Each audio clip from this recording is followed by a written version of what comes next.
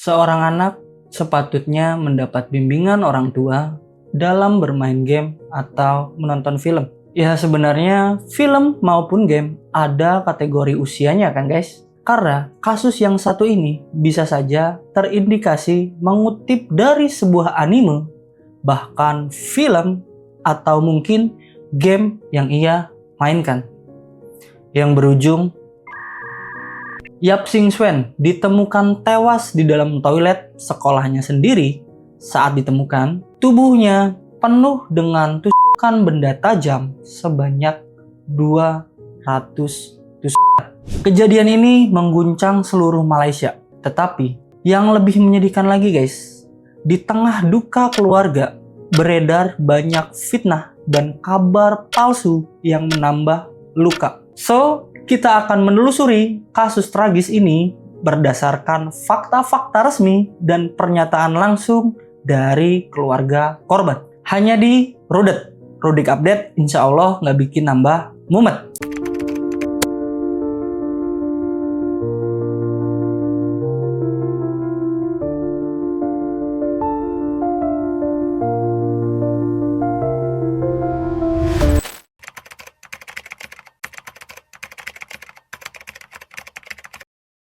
Yap Sing Swen atau akrab disapa dengan nama Sing Swen, siswi tingkat ketiga berusia 16 tahun dari SMK Bandar Utama 4 Petaling Jaya, Selangor, Malaysia. Ia dikenal sebagai anak yang cerdas, ceria, dan mandiri. Menurut ibunya yang bernama Wong Liping, Sing Swen adalah anak yang tak pernah menyusahkan siapapun. Dia rajin, punya banyak teman, dan sangat sayang terhadap keluarga. Teman-teman dan guru Sing Swen menggambarkan Sing Swen adalah seorang anak yang ramah, selalu tersenyum, suka membantu teman. Dia juga ahli dalam kegiatan sekolah, termasuk tim bola voli. Bahkan guys, 2 hari sebelum kejadian, Sing Swen baru saja memenangkan juara 2 lomba olahraga. Semuanya terlihat normal guys, nggak ada tanda-tanda keanehan sama sekali. Tapi siapa sangka 2 hari kemudian hidupnya berakhir secara tragis di tempat yang seharusnya menjadi tempat paling aman, yaitu sekolahnya sendiri.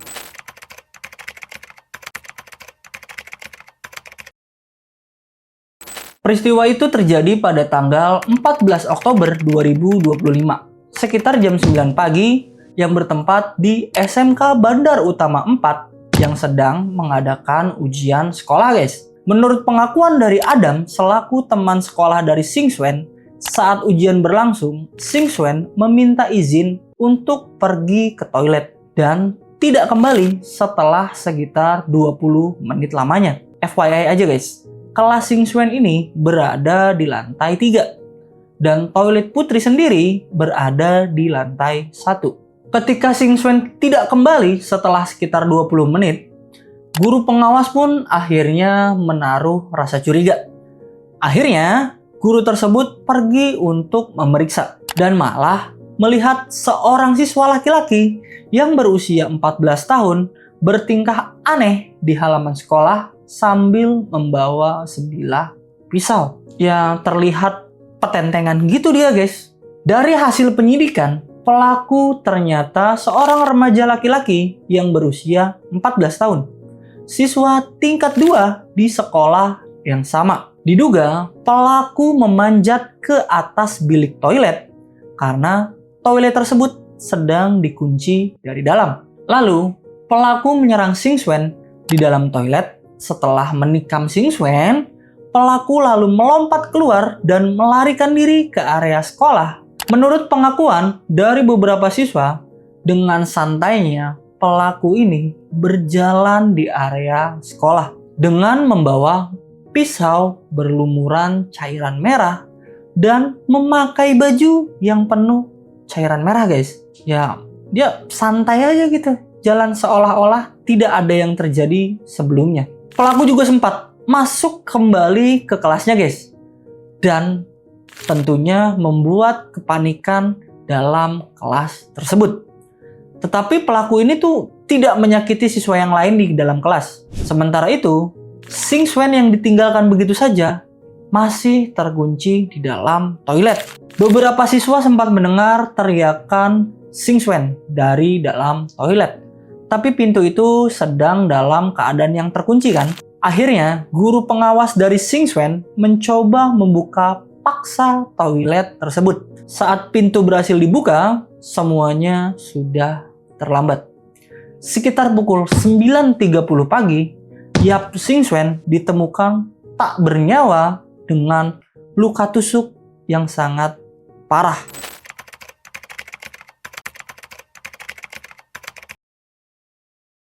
Polisi bergerak cepat dan menangkap pelaku di area sekolah. Pada tanggal 19 Oktober 2025, polisi telah mencatat pernyataan dari 127 saksi terkait dengan kasus ini, termasuk pelajar, guru, staf sekolah, hingga saksi yang berada di areal sekolah pada saat kejadian. Dari tangan pelaku, polisi juga menyita 3 buah senjata tajam, yaitu 2 pisau biasa dan 1 pisau lipat. Polisi sedang menunggu laporan otopsi yang resmi yang diperkirakan tuh memakan waktu sekitar 1 sampai 3 bulan lamanya guys. Yang bikin masyarakat terkejut adalah pengakuan dari sang ibu yang bernama Wong Li Ping. Dari konferensi pers, ia berkata, ada halaman web yang menulis anak saya ditikam sebanyak 50 kali. Tapi sebenarnya dia ditikam 200 kali. Dari leher, paru-paru, sampai ke kaki.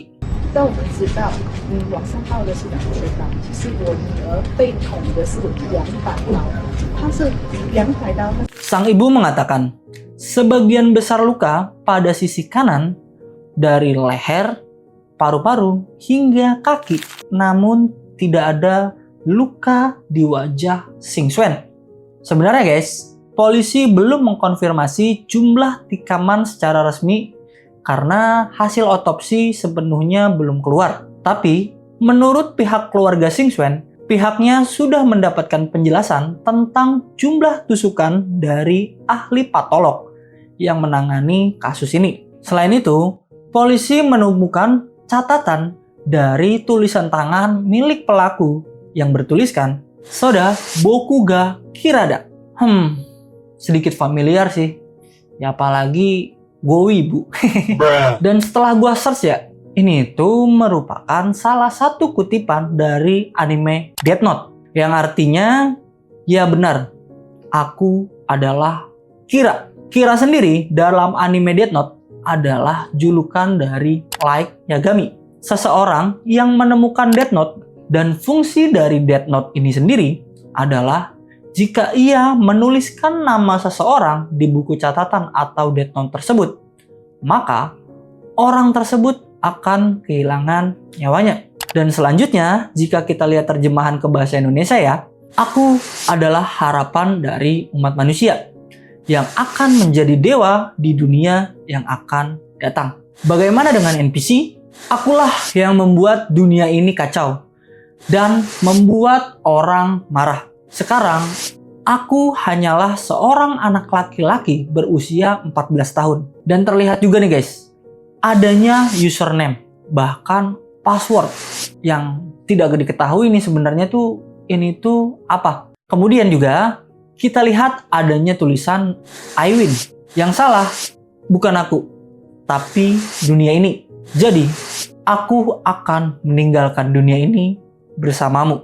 Dan di catatan kedua terlihat jelas guys, dengan huruf yang besar, yaitu Zero Day. Dan setelah gue telusuri guys, Zero Day merupakan judul film di tahun 2003 tentang 2 remaja yang merencanakan penembakan di sekolah. Dan ini terinspirasi dari tragedi penembakan di Kolombia pada tahun 1999 yang menewaskan 13 siswa. Oke guys, kita lanjut ya. Semua orang di sekolah adalah NPC. FYI aja nih guys. NPC singkatan dari non-player karakter. Jadi maksudnya gini guys. karakter buatan dalam sebuah permainan video game atau media digital yang hanya dijadikan pelengkap dalam sebuah alur cerita game. Atau simpelnya gini deh guys, jadi ya merupakan karakter yang tidak terlalu penting. Ada atau tiada gak jadi masalah gitu. Aduh, ngeri juga nih bocil. Salah dalam menanggapi sebuah tontonan. Weh, kocak gaming. Mengerikan sih ini jatuhnya sih. Dugaan awal sebenarnya gini guys. Pelaku mengalami tekanan emosi dan terpengaruh media sosial. Bahkan memiliki perasaan sepihak terhadap korban. Pemerintah berjanji melakukan penyidikan transparan dan profesional mengacu pada ketentuan KUHP Malaysia Akta 574 yang relevan.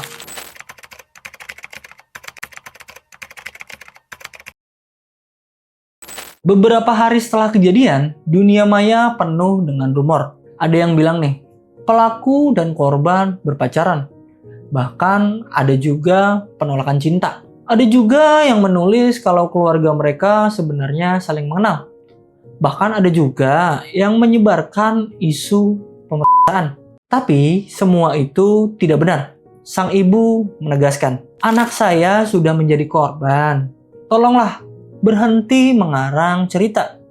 Dia tidak pernah berbicara, tak pernah berhubungan, dan tak pernah mengenal pelaku itu sama sekali. Ia juga memperingatkan publik agar tidak tertipu oleh akun-akun yang membuka donasi palsu atas nama keluarganya. Jangan berdonasi lewat tautan tersebut. Kalau kalian benar-benar ingin mengajukan simpati, datanglah ke sini untuk memberikan penghormatan terakhir. Bahkan, ayah tirinya yang bernama Hao Bonchin menambahkan, sekarang banyak pelajar takut datang sekolah. Kami kecewa. Handphone aja dilarang masuk sekolah. Tapi bagaimana senjata tajam bisa masuk ke dalam sekolah? Bahkan keluarga juga sempat difitnah. Ada yang menuduh kerabatnya punya hubungan dengan pelaku. Padahal semua itu tidak benar dan sudah dilaporkan ke polisi. Bayangkan guys, kehilangan anak yang sangat disayangi, tapi masih harus menghadapi fitnah dan hoax yang bertebaran di media sosial. Terlalu kebangetan sih jatuhnya ya.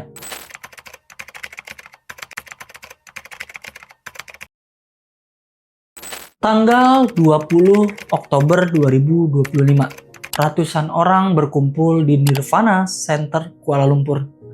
Lebih dari 300 orang yang hadir. Keluarga, teman, guru, dan warga yang berduka. 100 balon berwarna biru yang menjadi kesukaan dari Xing Xuan dilepaskan ke udara untuk mengiringi perpisahan terakhir dari mendiang Xing Xuan. Sebuah momen video yang menggambarkan perjalanan hidup almarhum juga ditayangkan sepanjang upacara.